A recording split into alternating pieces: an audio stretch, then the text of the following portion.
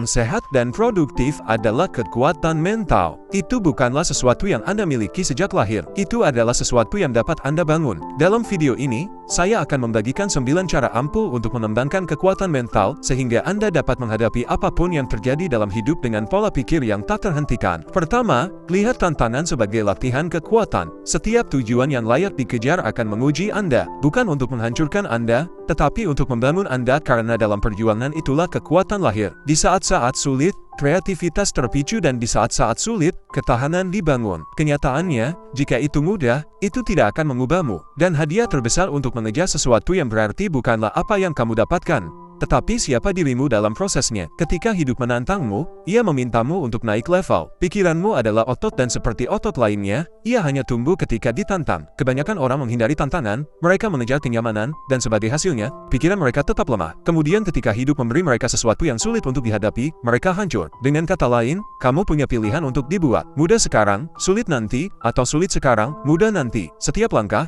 tidak peduli seberapa sulitnya, membentukmu menjadi lebih dari dirimu kemarin. Kesulitan tidak ada di sini untuk menghentikanmu. Kesulitan ada di sini untuk mempersiapkanmu. Orang-orang yang kuat secara mental melihat perjuangan secara berbeda. Mereka tahu bahwa setiap rintangan adalah kesempatan untuk tumbuh dan berkembang, untuk melihat dengan mata baru, mempelajari apa yang belum mereka ketahui, dan membangkitkan bakat yang tidak mereka sadari sebelumnya. Dan sains mendukung hal ini. Dalam psikologi, ada konsep yang disebut inokulasi stres, yang berarti bahwa ketika Anda mengekspos diri Anda pada stres yang dapat dikelola dan pulih, Anda sebenarnya meningkatkan ketahanan Anda terhadap tantangan di masa depan. Pelajarannya di sini adalah ini. Berhentilah bertanya mengapa ini terjadi pada saya dan mulailah bertanya bagaimana ini terjadi pada saya.